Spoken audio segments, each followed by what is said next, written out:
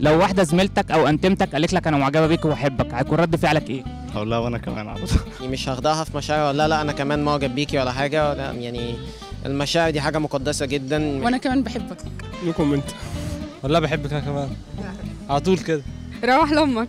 هايل الكلام ده. والله هو الموضوع ده بقى منتشر اليومين دول، اي واحده ممكن تقابلها دلوقتي تقول لك انا بحبك، ولو جسمها حلو برضه ممكن اللي هو يكون حاجه حلوه يعني. والله وانا كمان لو هي حلوه. اقول لها بحبك وعايز اتجوزك يلا بقى. على الفريند زون عدل. اعمل لها بلوك. لو حلوه برضو ممكن، بس ما تبقاش فريند زون يعني، تحط في حاجه ثانيه يعني. طز فيك، بس هو ما يعرفنيش، هو لسه بيتكلم معايا.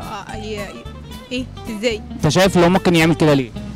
يعني هو اكيد عولمه والانفتاح اللي حصل في البلد، وزي ما انت شايف الهرمونات بقت في الاكل في كل مكان.